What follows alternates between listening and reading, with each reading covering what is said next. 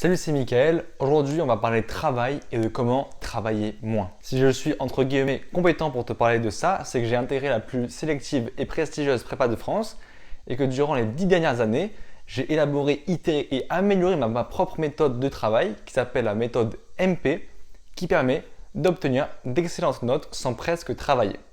Et c'est cette méthode que je développe dans mon livre Là à là. Je ne sais pas toi, mais je ne pense pas que tu kiffes travailler pendant 3 heures pour réviser un test. Je pense que tu préférerais sortir avec tes potes, jouer aux jeux vidéo, lire un livre, faire une soirée ou alors faire autre chose en tout cas que juste travailler. Parce que si je te donne un pouvoir magique pour que tu aies 20 à chaque test, à chaque contrôle sans même travailler, sans rien travailler, juste tu as ce pouvoir magique, eh bien forcément tu ne vas pas travailler alors que tu pourrais avoir 20 sans travailler.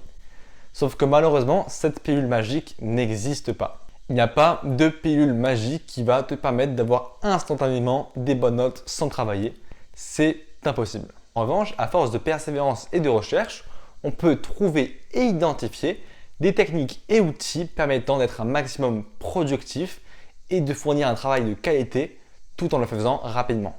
Et après, on peut implémenter toutes ces techniques et outils dans une méthode complète qu'il suffit d'appliquer à la lettre pour voir ses résultats décoller. C'est ce que je fais personnellement depuis plus de 10 ans, de créer une méthode, la méthode MP, qui m'a permis d'intégrer la plus prestigieuse prépa de France, à savoir Ginette. Je vais donc te donner 3 techniques directement issues de mon livre Là à là, dans lequel je t'initie à la méthode MP et tu pourras directement appliquer ces techniques dans ta vie pour travailler moins, tout en ayant des bonnes notes, voire d'excellentes notes. La première technique est la stratégie de l'enchaînement, c'est-à-dire que tu vas te mettre dans un environnement propice au travail et ensuite tu vas prendre tout le travail que tu as et tu vas enchaîner. Alors bien sûr, il ne faut pas faire ça n'importe comment, il ne faut pas faire ça pendant 3 heures, il ne faut pas faire ça mal, c'est quand même un processus complexe et je te détaille tout ça dans le livre. En tout cas, ça passe par une organisation réfléchie dès le départ, une productivité déjà pensée à l'avance, une concentration très élevée, un processus clair et précis à suivre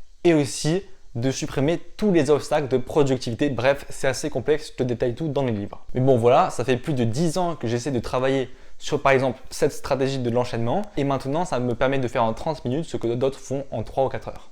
La deuxième technique est de bâcler le travail.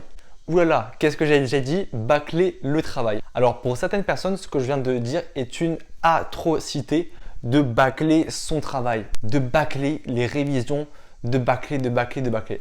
Alors qu'en fait, non. C'est sûr que si tu bâcles comme un abruti, eh bien forcément que ça va être nul.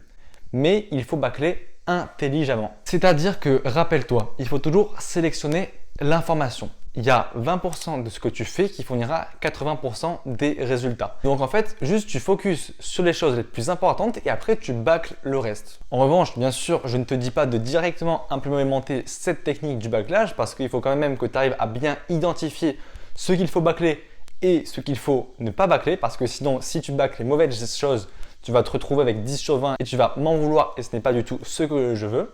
Mais du coup, prends quand même cette technique, pratique-la progressivement, commence un peu à l'implémenter dès maintenant et surtout à identifier ce qui est réellement important, ce qui est l'essentiel et ce qui ne l'est pas. Et après, tu bâcles progressivement le reste. La troisième technique est peut-être un peu logique, un peu basique, mais c'est d'écouter en cours et de poser des questions. En fait, le but du cours, c'est de déjà retenir la leçon, déjà de retenir le cours, déjà de faire les exercices. Au moins comme ça, quand tu es chez toi, tu n'as plus rien à faire et tu fais ce que tu veux, tu as un maximum de temps libre. Alors que si tu n'écoutes pas le cours, tu vas devoir le retravailler chez toi, refaire les exercices et en fait, c'est juste du temps perdu. Parce que quitte à, entre guillemets, perdre 1 heure de temps à l'école, autant bien la perdre et la rentabiliser. Comme ça, tu n'es pas obligé, encore une fois, en plus de perdre 1 heure chez toi. Donc en cours, essaie de tout comprendre. Et si tu ne comprends pas quelque chose, pose des questions. Applique la stratégie QEF, question en furie. C'est-à-dire que si tu as la moindre interrogation, tu t'en fiches, tu lèves la main et tu poses ta question. Et tu poses des questions jusqu'à ce que tu aies compris à 100% et jusqu'à ce que ça te suffise. Tu t'en fous, tu poses des questions en furie. Donc rappelle-toi bien d'écouter en cours et de poser des questions lorsque tu ne comprends pas. Ça va te permettre d'éliminer un maximum de travail. Maintenant, à toi d'appliquer ces 3 techniques pour travailler moins, tout en ayant des bonnes notes et même d'excellentes notes. Si cette vidéo t'a plu, mets un like et abonne-toi. Et si tu es déterminé ambitieux et prêt à mettre les efforts nécessaires afin d'exploser tes résultats scolaires, dans mon livre Là à là, en description, qui t'initie aux bases de la méthode MP.